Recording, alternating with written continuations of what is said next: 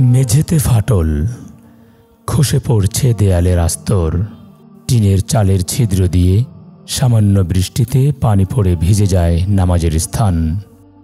৩ শতক জমির উপর গড়ে ওঠা এই মসজিদে নিয়মিত ১০০ জন নামাজি জামাতে অংশ নেন, আর শুক্রবার জুমার নামাজে তা বেড়ে দাঁড়ায় প্রায় ২০০ জনে।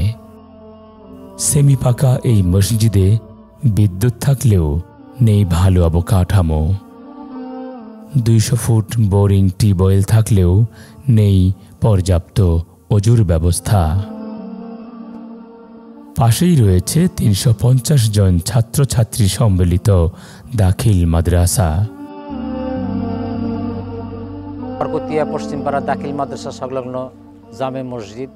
উল্লেখযোগ্য সমস্যার মধ্যে রয়েছে মসজিদের জরাজীর্ণ অবস্থা, যা মেঝেতে ফাটল, টিনে ছিদ্র, যা আসমানের বৃষ্টির পানি মসজিদের মধ্যে ঝরে।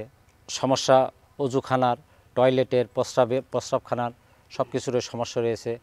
এখানে মাদ্রাসার ছাত্র প্লাস সমাজবাসী যখন সালাত আদায় করে জায়গার সংকলন হয় না, দেওয়ারে প্লাস্টারগুলো খসে পড়ছে, টিন নিয়ে ফুটার কারণে পানি সেখানে পড়ে। এবং পূর্ণ নির্মাণের জন্য আপনাদের কাছে আবেদন, এই মসজিদটি তৈরি হলে আল্লাহর কাছে আমরা আপনাদের জন্য দোয়া করব এবং আমরা কৃতজ্ঞ।